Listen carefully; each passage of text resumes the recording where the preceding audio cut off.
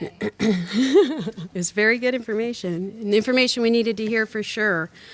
As I said before, these next decisions are some pretty crucial decisions for all of us, so we do need to understand everything that's coming at everybody. What does a mandated employer look like? What are the things that they need to be considering? What's some of the critical thinking that they need to go through? The same concerns that I've already addressed earlier this morning are the same concerns for large employers. It's all about the attraction and the retention of our best and brightest. It's all about how productive our workplaces are. It's about how healthy our people are.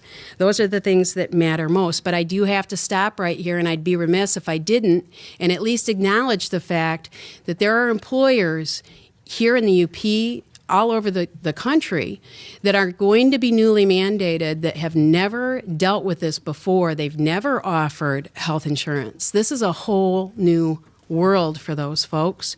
It's a line item that doesn't exist right now in the expense column. We have to acknowledge that. The same critical thinking measures have got to take place for all of you. It's the same thought process. What's different, unfortunately for you guys, is that the mountain might be a little bit steeper climb because you may not have some of that expertise already there within your organizations to sort of muddy through some of this stuff. So make sure you understand. You got to still do all this analysis. You have to make sure that you get through all of this stuff and understand it. When it's all said and done, I really firmly believe that the employers that come through this 5, 10 years from now, whatever that time horizon looks like, as strong employers or of the ability to survive and thrive are going to be those that understand that this isn't the time for knee-jerk reacting and to really understand the decisions that you're making. A short-term cost-saving consideration or a decision made right now in this year for 2014 may end up being a decision you wish you hadn't made down the road.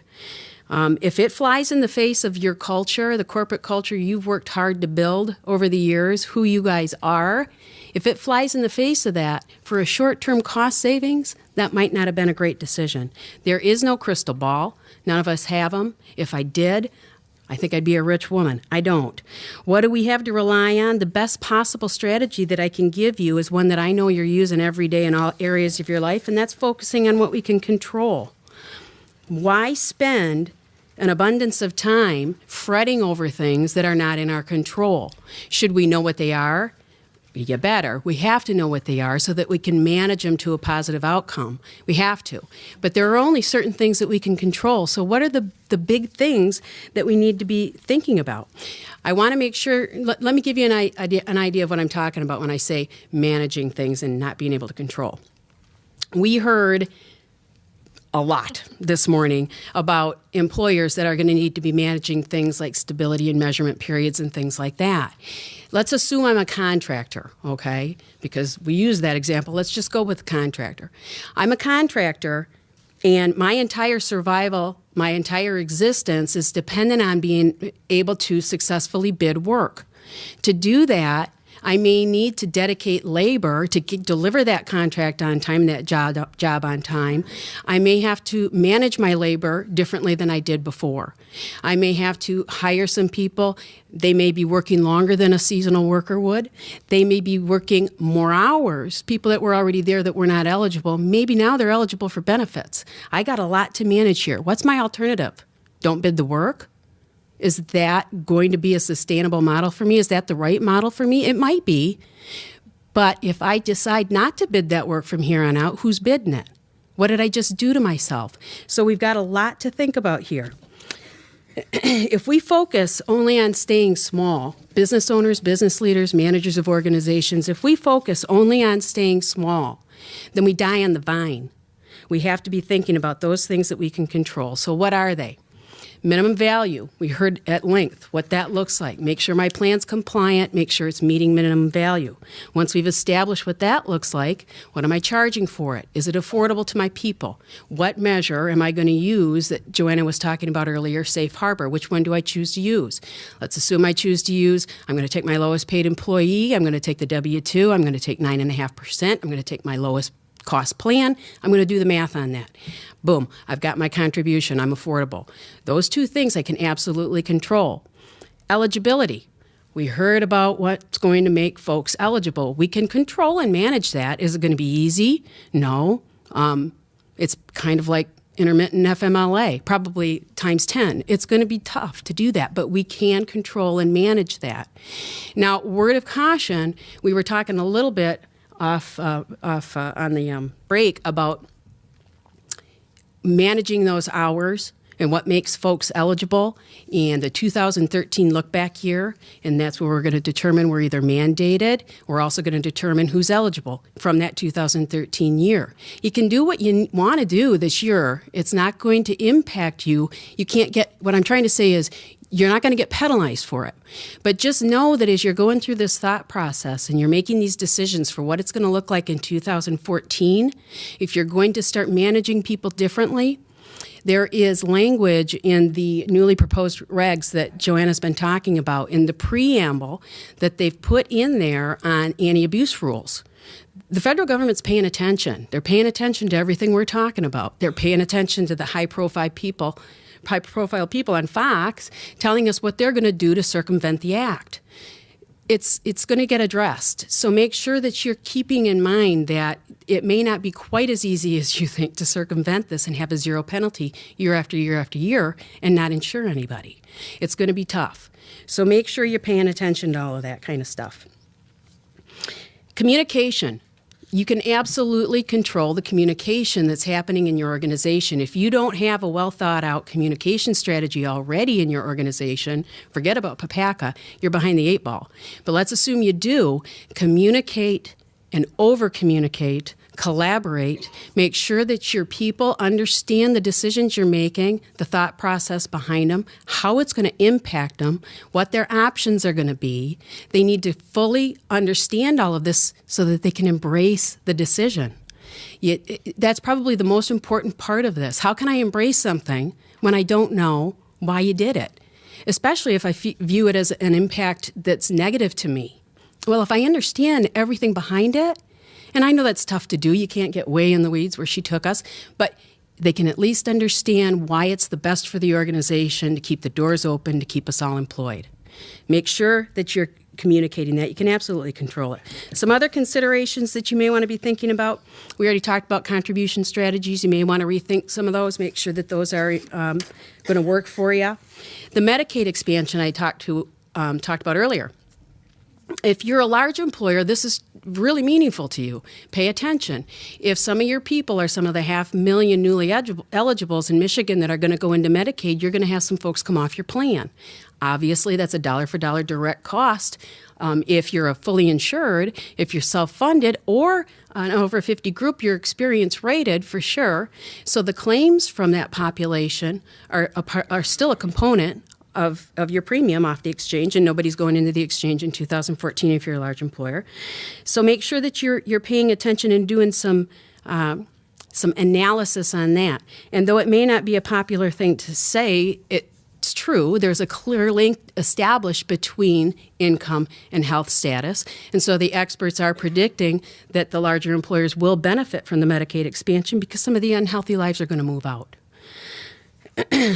How healthy is your workforce? This is a consideration. What have you been doing up until now to be able to inspire good health or promote good health?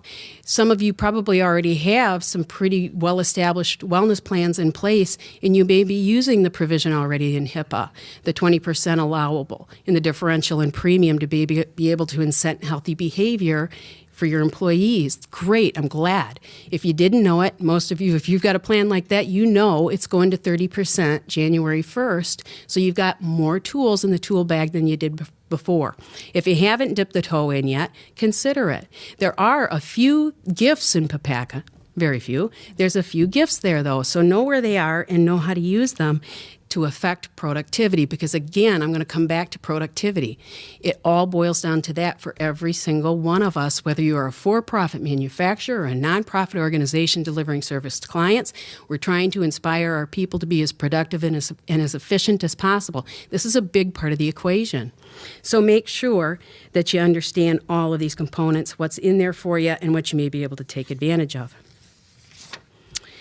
When I hear business leaders, like I was talking about before, standing in front of us and talking about what they're going to be doing to remain small, it blows my mind. I guess I just never imagined we'd be living in a world like this where we're all trying to figure out how not to grow. It's just not, it's not right. It's wrong. We have to continue to manage for growth. It's the unknown. It's what I talked about before. There's no history. We don't know where we're headed. So as a society, we're pretty afraid of it. And this fear, I think, is what's causing a lot of uncertainty and misunderstanding. We got to get behind this thing. The one thing I did talk about in the beginning that I have to expand on a little bit, because I feel like I need to at least say what hasn't been said. We've said it in 100 different ways, but the formulas may be a little sketchy. Right from the beginning, we all heard that the numbers probably weren't right, and then the CBO came out after and said, yeah, they weren't. They are higher. Well, one of the, I believe, what's going to end up being one of the bigger flaws in the formula is the affordability test itself, and the fact that Joanna has told us now probably 50 times it's based on self-only coverage, individual-only coverage. So if I'm an employer, playing devil's advocate here, if I'm an employer who decides that I'm going to continue to offer coverage, I'm playing, and I'm going to make sure that that coverage is affordable by making sure that my employee-only contribution is extremely low, and I'm going to offer coverage to dependents, the dependents that I have to offer it to, but I'm going to do that at 100% my employee's cost. What did I just do? I'm compliant. It doesn't matter what they do. I'm not going to get penalized. What are their options going to be? What does that look like on the other side? If they had to go into the exchange or they went into the exchange, as Joanna talked about before, will they be subsidized or not? They were offered affordable coverage, right? We don't know exactly what that's going to look like, but the fact remains it wasn't affordable to this family. So now we've got people in the exchange and claims being paid, yet over here on this other side, where they were hoping that the federal government, I got to believe, was thinking there was going to be some sort of a penalty paid into that pot of money. That's not going to go in. May or may not come to fruition, but I believe that there's a lot of these little things weaved in here that are going to undermine the sustainability of the act. That spells change down the road in terms of the numbers we're all talking about, penalties and otherwise, and that's the way that the legislation is written. They can increase without our permission as needed. So just know these things, that they very well could change. And I guess what I want to say here, what's most important for you to understand is, even though I'm gloom and doom and fear, I do believe that this can be navigated. I do believe that you can come through this in a positive way and that you can still continue to grow. It's possible to do, as long as you know what's in front of you. So my best advice that I can give to you as a benefits and risk advisor is to be cautious and take it slow, obviously, and understand what's in front of you, stay level-headed. Analyze the upside and the downside of every decision you're going to make. There may be a few upsides in there, so make sure that you're finding them and exploiting them as much as you can. Use what you know to be sound data and sound rationale before you make that decision. Don't forget who you are. Don't forget who you serve, what your mission is. Don't abandon your corporate culture. Use those things as your guiding light through this to make your decisions. It's who you are. Seek the assistance of those uniquely qualified to be able to assist you to navigate the legislation. Surround yourself with a team that knows the act, that knows how to help you get there.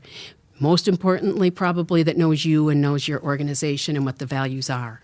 It's the best advice I can give you. So what I need to do now is bring Joanne, I'm sorry, we have to back up in the slides, and George is going to go through and finish up thoughts on the large employer mandate.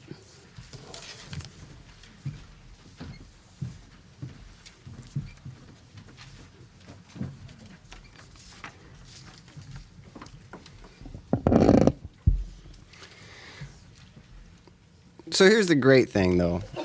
With Blue Cross, what we have done is really to try and put together a package to help the large group market navigate through all of these taxes, reforms, subsidies, and so on and so forth that are going to hit them, and to really try and help them create a benefit package that will work for them.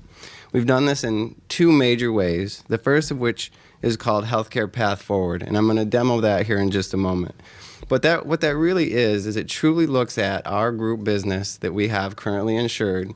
And last year, actually in 2012, we launched to our 100-plus groups where a face-to-face visit with every group to go over where they fall in line with the penalties, their association with their members. We looked at the rules about household income. We could discuss the safe harbor with them face-to-face. This year, 2013, we are going to move that down to the 50-plus level. So if you have Blue Cross and Blue Shield as a group insurance, at some point over the year, you will have an opportunity to meet with us face-to-face regarding your specific plan. And again, I'm going to show you that here real quick.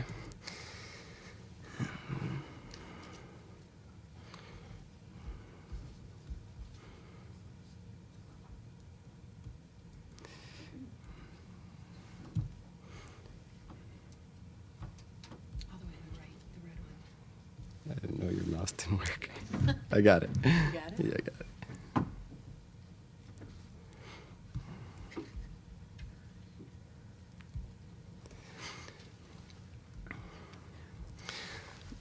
So this is briefly what it looks like. Now, again, this package would be custom. What we're going to see today is kind of a scenario of multiple different packages. But essentially what Blue Cross has put together on the path forward is truly a series of analytical tools that will be rolled out to the groups. The first, which again was the one we started rolling out last year and the one that we're looking at right now, is referred to as the Reform Action Guide. And the key piece of this, again, is that it is very specific to the group that in question. When we go out, it is not this high level, this may or may not be. We bring in a lot of factors, including your group membership, some household income information. Again, we can talk about using a different form of the safe harbor to try and calculate that. But the key is really to make sure that we are looking at your group and what needs to be done for you. The other thing that's really great about it is a lot of the mathematical calculations that Joanna talked about, we've already done for you. You don't have to sit and figure out what your penalty is going to be. You would not necessarily have to calculate the fact that it's one versus the other. So the presentation really, again, starts to look at the different programs. As we move forward and we start bringing in other pieces of the legislation, we'll develop more of the programs. This slide of the presentation really talks about the fact, again, that it is specific to the organization that we're going out, and it is due to the fact of the law. So the key parts that I was saying when I say that it is specific to the group, we really look to see what that employer-sponsored insurance program is with Blue Cross and Blue Shield at the time. We take that current lowest year premium equivalent rate. Again, you don't have to figure that out. We've already built that in for you because we know what your plan is, so we know what your rate is. So we bring that in so that we know how to rate your plan against the income levels. We also built in a trend projection at the time. Obviously, when we started to roll this out, we were a few years out, to bring the plans up to the rate as of 2014. So that way we were sure that when we're going out sitting face to face, we're not giving you a number that is not going to be realistic when we actually open the exchange or when the rules regarding the penalties went into effect. And last but not least, again, there's a lot of discussion around household income. Who's counted in that? How is it counted? How is it going to work? Will employers know what household income is?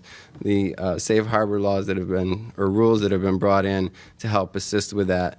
Blue Cross used the standard calculation of the 9.5% of the household income. We actually used a third-party marketing and research firm that went out and extracted household income data based upon public records.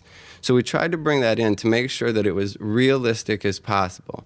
And we also offer the groups the ability to use one of the safe harbor rules. For example, if they said that we aren't comfortable with this third-party research data, we want to use W-2 income. Okay, we can look at that, or we can help you navigate through that to understand what that means to use one of the other rules. We also look at the affordability and minimum essential coverage pieces.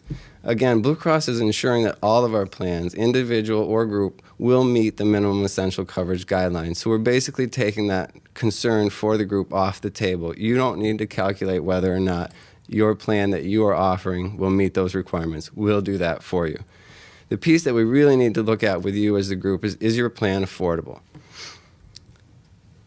We've talked all day about how you build affordability guidelines at the 9.5%. Again, talking about household income, the safe harbor rules, different things. For sake of time, I'm going to actually get to some of these slides that have a lot of meaning that you'll see. Now, the nice thing, too, moving into 2013, is when we started rolling this out last year, the Supreme Court had not made a decision. The elections had not been finalized. So there was a lot of ifs still in the air. With what we know today, with a lot of the clarifications that were issued at the end of last year, we are actually redesigning the whole package to make sure that the information that we deliver going forward includes all of that data. So even if you were a 100-plus group that got this last year, you will have the opportunity to get a revised version that will show you what those changes have been.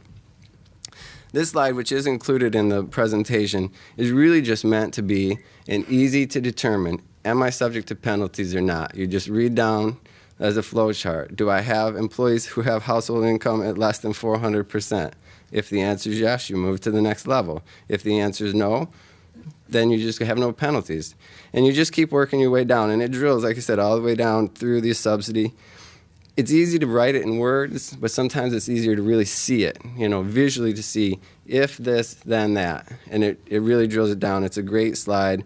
I've had a lot of people throughout our organization ask me for copies of it to use in their own information. So basically what we just came up with when we ran all these profiles of the individual groups is everyone fell into basically one of these four categories. Either what you offered today met the affordability, we're guaranteeing the minimum essential, and therefore you're status quo. You have nothing that you have to worry about as you move forward. You can keep the plan design you have, you can keep the premium share that you have, and life moves on. Depending on where you fall in profile A, B, or C, there are decisions that would need to be made. Generally, those decisions are either one, do we change your plan design to something that can bring down your premium and therefore bring down what you pass on to the employee as a premium share? Two, as a company, do you decide that you're going to adjust your premium share to make it affordable?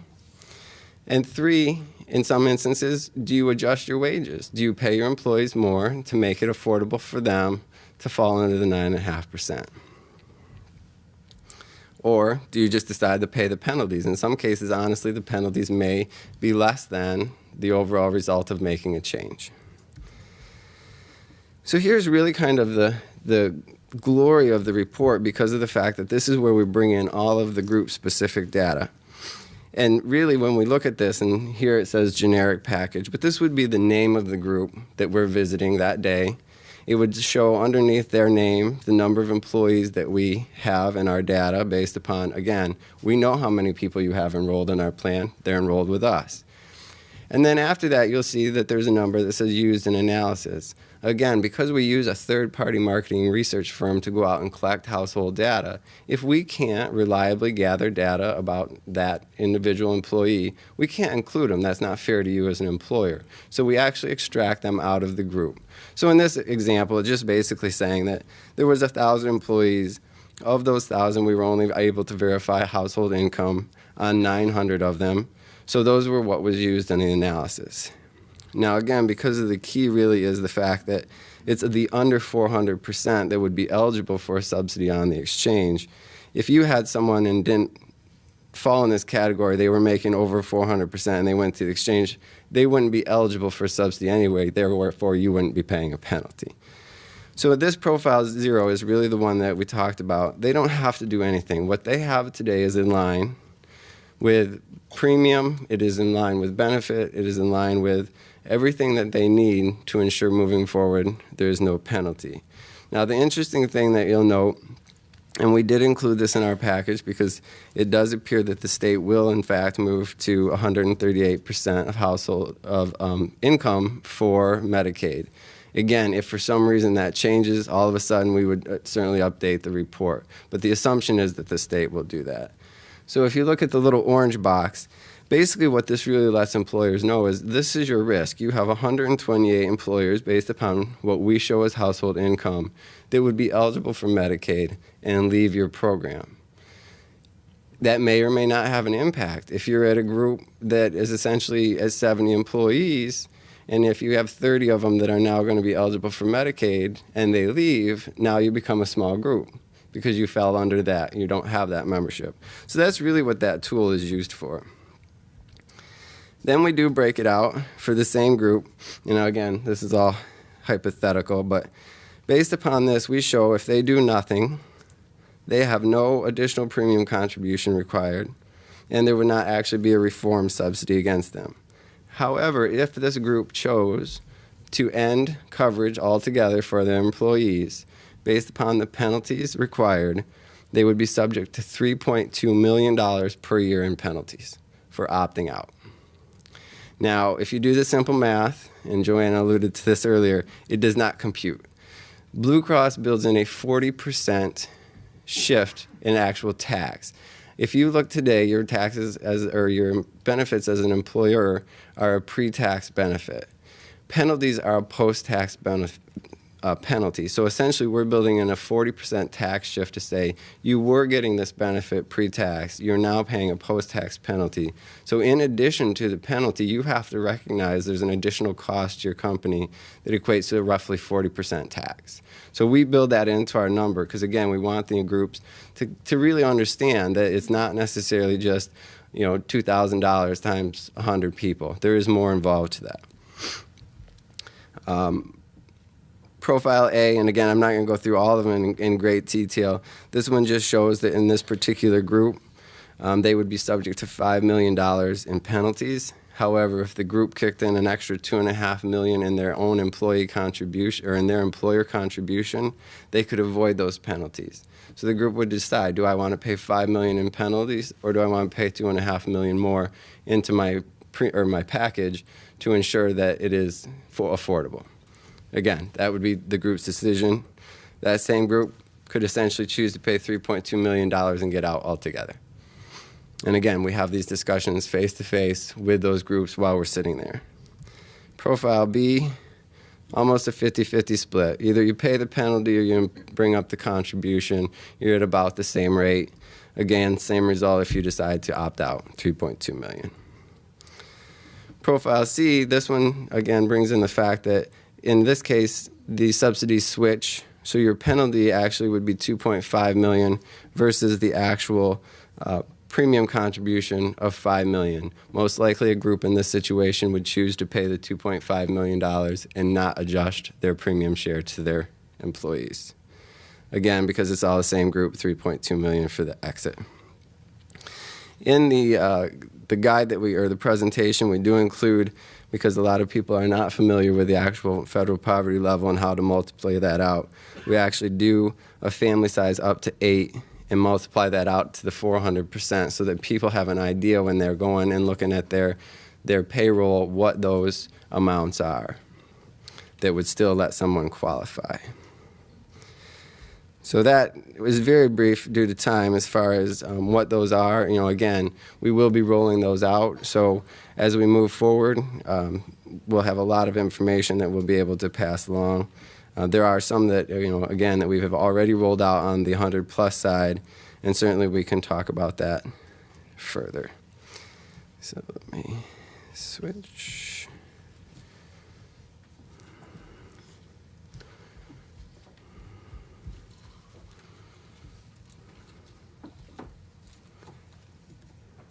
Okay. The other piece that I want to touch on real briefly, because I know we're short on time, is GlidePath. GlidePath is Blue Cross's private exchange. I talked about public exchanges earlier. GlidePath is essentially a private exchange that we have put through together as a company that groups who want to still offer some type of benefit but need to do it in an exchange environment rather than a funded environment would be able to work with our GlidePath specialists to set that up. It is also a very helpful arena when we are looking at those who are on retiree segments, because it's much easier to cover retiree segments on a funded plan or a cafeteria-style private exchange than it is on an actual funded plan. So last, for me, and we'll touch base really quick, is we fully recognize as a company that after careful consideration, there are groups, small or large, that may decide that they can no longer offer health care coverage. That either the risk is too great or the cost is too high. So we are really putting together a way to help all of the employees transition from a group business to an individual product within Blue Cross and Blue Shield. Most group employers who find themselves in that position still really have care and concern for their employees that somehow they'd be insured. And of course, Blue Cross wants to make sure that we keep them insured with us. That's our goal as a company. It had always been our goal for the state of Michigan as the insurer of last resort to insure the people of Michigan. So we will have several transitions set up to make it very seamless for an individual or a member that is on group to transfer over. There's a lot of scenario-based decision-making. Again, Pam brought up a lot of good things to talk about, and this is where we really advise you as a company, talk to your tax advisor, talk to your consultant, get with your agent. They know what options are available. They are on the upfront line of knowing what's going on in the environment, and they can really help you through it. And timing is critical. Like Pam said, there are downstream impacts. We have to really realize what we do today will have impacts down the road. Good or bad, we still have to recognize what those are going to be. Further communication, again, on Path Forward and other things will come soon. I have several meetings going on surrounding that, so we do hope to have formal rollout on that shortly. You're going to touch base on the, okay. I'm going to turn it over to Joanna. Again, as I said, some are going to transfer to that individual, and Joanna's going to talk about the individual mandate that will really kind of require them to take that coverage if, in fact, the group eliminates it. Okay, the last few slides are regarding the individual mandate, and this mandate requires individuals to have health insurance starting in 2014 or pay a penalty. As part of the packet that you had when you came in today, our firm has a flow chart that will walk you through, if you are an individual, under what circumstances you may have to pay a penalty, and what the value or the cost of that penalty would be. So I would invite you to take a look at this if you have any questions about the individual mandate. For those of you who are employers or are employees of an employer getting your coverage as an employee, the individual mandate wouldn't apply to you because you have coverage. But if you're currently uninsured, this is something that you would want to be aware of because there will be penalties that you would have to pay. There are, of course, exceptions. Every federal law has a lot of exceptions, but the general rule is that we would be paying a penalty if we don't have coverage. But we wanted to leave plenty of time for questions, so if anybody has a question, I know it's been a long 2.5, 3 hours. We have a microphone here, and somebody from the partnership will be walking around with a microphone. And the reason we want people to speak into the microphone if they have a question is because this is being recorded, and it's very hard for the audio to transfer if there's not a microphone being used.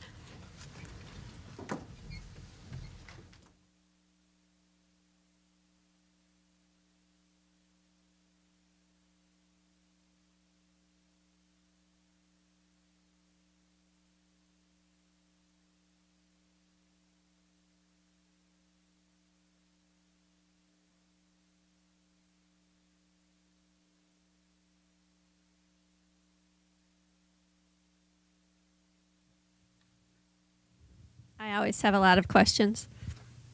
So I work for the Marquette Schools, and we have 4 unions, and we're a public school, so all of our employees have to pay 20% of the premium. That's going to add up to a lot more than that 9.5% of household income in many cases. What do we do about that? That takes us right out of the affordability category. Well, it actually depends on how expensive your premiums are. And yes, if an employee is required to contribute 20% to premium, there's a good chance that that would exceed, that 20% contribution to premium would exceed 9.5% of the employee's household income. It's not automatic, right? Because we're throwing around a lot of percentages here, but it's possible that it could happen. And so when I've talked to other employers subject to the same state law that you're talking about, they're talking about whether or not to move to the hard cap provision instead of the 80-20. And that may not be something that your organization has even discussed, but there are other options that you could use instead of requiring employees to contribute 20%.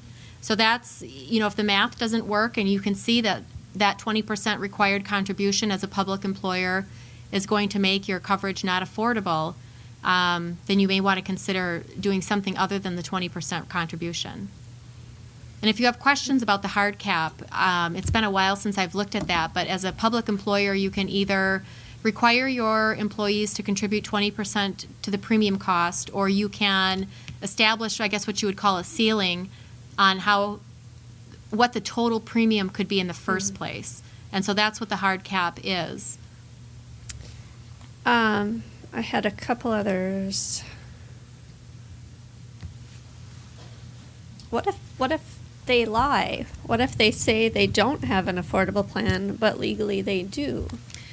I think that there is going to be that notice coming to the employer from the exchange, and that will be an opportunity for the employer to verify or to dispute whether or not that person has lied and actually has affordable coverage available.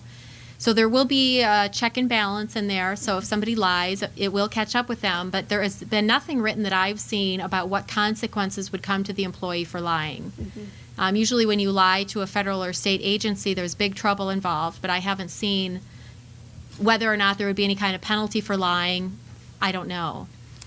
And the other confusing part was the measurement period. If you have to wait a whole year to measure it, don't you have to retroactively offer insurance, or does it start later? You actually wouldn't retroactively be offering insurance. Your first measurement period, if you wanted to use a 12-month measurement period, could be the entire year of 2013. So you could start counting your hours right now and see who at the end of 2013 is full-time or not. And then their coverage, if they're full-time, would start 1/1/14 and go for the length of the stability period, which, let's say, it's the same length as the measurement period. So the stability period is also 12 months. Now, even though we're calling that a stability period, it's also going to be your next measurement period, because you're also then, at the end of 2014, you're going to have to look back and see, okay, who during 2014 actually averaged full-time hours? Because that will then dictate whether they're treated as full-time during 2015. So they're overlapping. Your measurement and stability periods will overlap, except for the very first one. And one final quick question. I assume that because this is federal, it overrides all of what our union contracts dictate as far as what type of insurance we have to provide. And Yeah, usually when a new benefits law is written, it has exceptions in there for collective bargaining agreements, and there aren't any in this mandate. So it's possible that before we get to the start of 2014 that they would issue some sort of exemption for collectively bargained agreements that maybe were in place since 2012 or something. They always like to look back as far as they can. But I haven't seen anything in there right now that would say that you can stick with what's in your CBA. okay.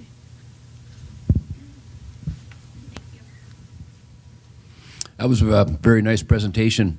I own 5 restaurants located through 4 in Michigan, 1 in Wisconsin. And our employee size, we probably would have, I guess, under the categorization, we'd have 8 full-time employees and probably 20 to 30, depending on the time of year, part-time employees. And I understand the math on how one calculates how they would fit into the categories. My question is that would it make sense for us to look at breaking up our companies into 5 separate companies and not have to be able to deal with that? I would imagine when you do the math that many of our wait staff and a lot of these part-time back of the house people would fit under that federal poverty level. And at this point, we don't offer any type of insurance for anybody. So as you said, that's trying to navigate through this. And I understand what Pam is saying. You always want to think big, but at the end of the day, there's just nothing there that we could help the employee with.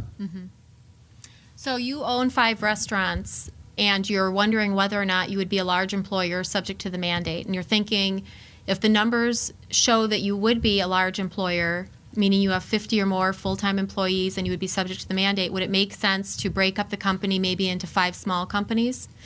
If the ownership of all 5 smaller companies is the same, meaning you own all 5, or you and your wife own all 5, or you and your 5 children own all 5, you would still be treated as one employer. I think those are called controlled group rules or common group rules. But the IRS has used those rules for a lot of benefits purposes in the past, and they apply here too. So if you sold your companies to unrelated persons and you kept one, that would be different. But if you break them up into 5 and they have shared ownership or identical ownership, they would be treated as one employer under the law.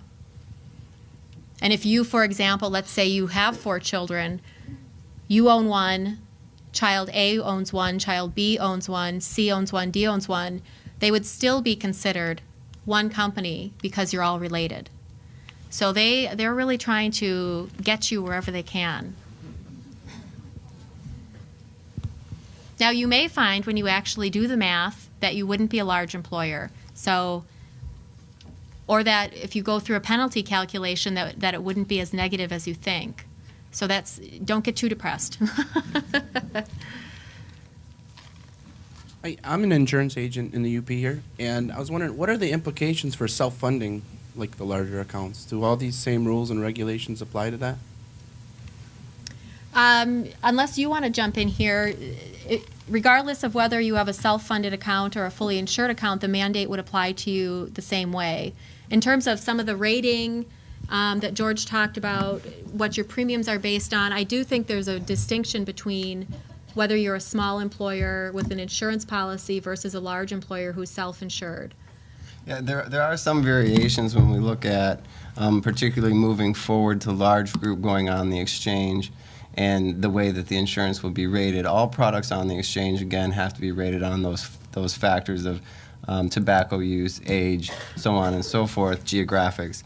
If the large group insurance is purchased off the exchange, those same rating factors are not used. It's only those that are on the exchange. So if you have insurance that's not on the exchange today and you did not move to the exchange, the rating wouldn't change. Now, there are certain parts of the law that are pushed out for self-funded groups to renewal periods and so on and so forth, but in the end, they will all impact at some point. They will come down. Now, the rating it will not, because as long as a large group stays off the exchange, rating will continue to be different.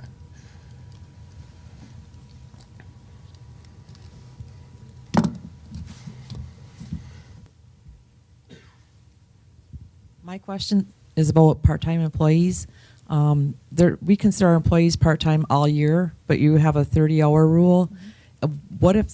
At what point over 30 hours for X amount of months are they full-time, not considered in the part-time hours? You would actually look at whether or not they average 30 hours or more per week for the entire year, depending if that's the measurement period you've chosen. All right, and if at any point they fall below that 30 in the year, then they're not considered full-time. We count them in the part-time hours. Well, it depends on what the annual average is. So you may have a situation where somebody that you consider part-time works 30 hours during week 1, 35 hours during week 2, 10 hours during week 3, 40 hours during week 4. If the average throughout your entire measurement period is 30 hours a week or more, then they would be considered full-time. All right, thank you.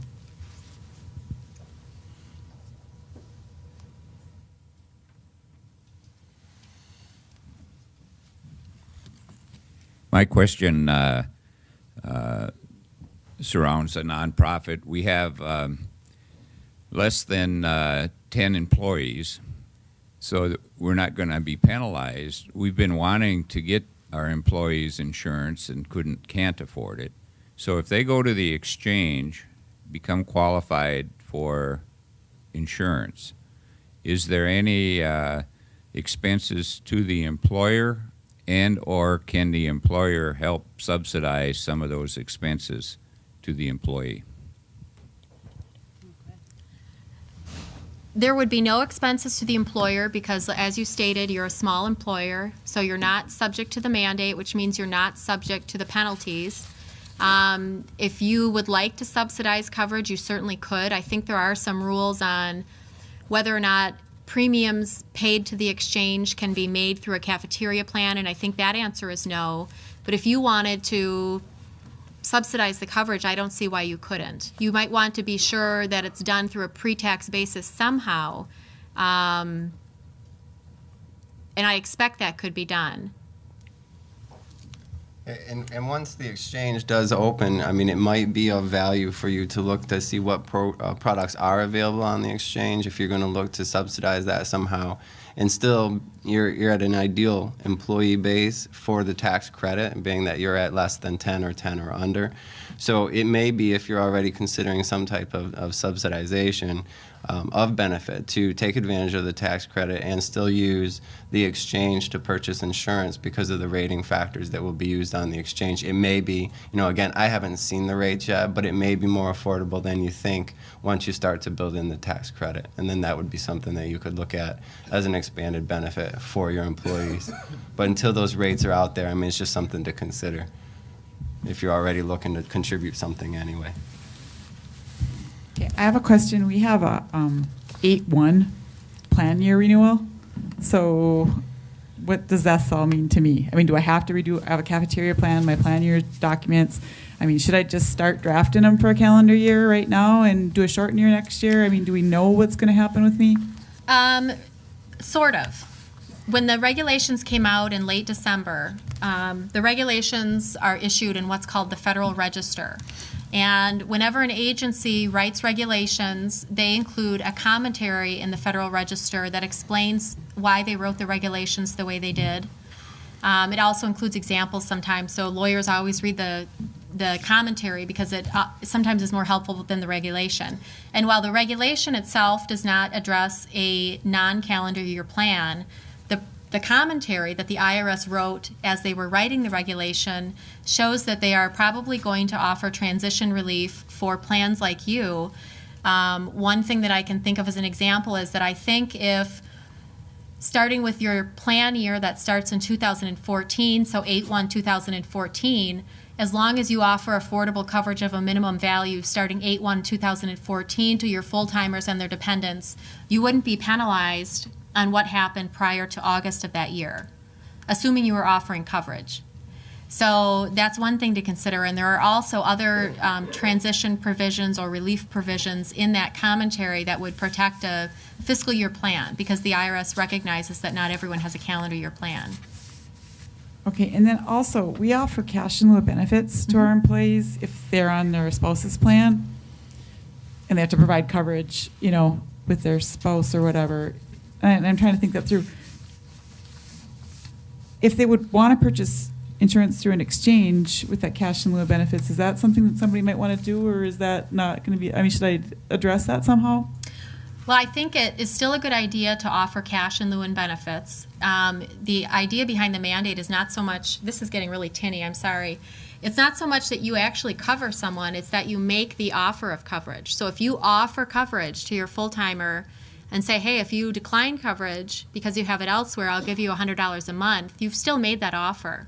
So they can do whatever they want with the $100 a month. Now, if they take that $100 a month and go to the exchange to buy coverage, first of all, they've lied to you with respect to whether or not they have coverage available elsewhere.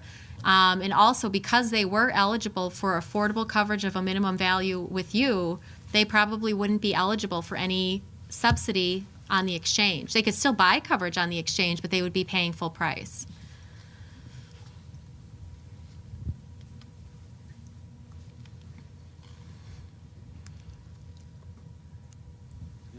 I'm an insurance agent, and right now the individual market has better rates than the group market.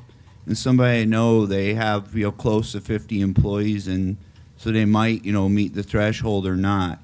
And he got a group quote, and he didn't like what he saw, and he's wondering if he purchased individual policies for each employee, would it be compliant as providing coverage under the Affordable Care Act? Do you know that? It would not.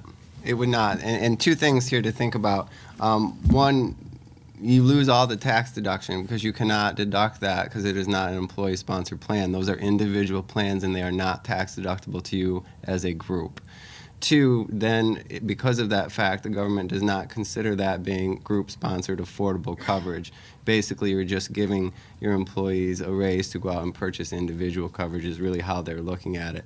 And then those benefits actually become taxable to the employee because they are income. They are not a pre-tax benefit. So there are a lot of ramifications of trying to offset an individual plan and treat it as a group policy for both the employer and the employee. It is very unadvisable to try and do it that way. I mean, it's not to say, I mean, as a business you couldn't make that choice, but you just have to be aware that you're giving up tax benefits. The employee is giving up the pre-tax benefit of getting the insurance through the group, and they are not going to consider it as a group-sponsored insurance.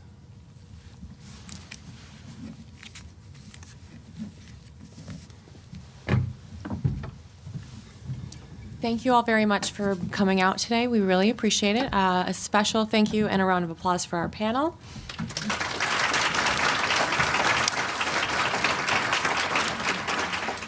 The full presentation will be available on the marquette.org website in the near future. If you have any questions at all, please don't hesitate to contact our office. Thank you so much and have a wonderful day.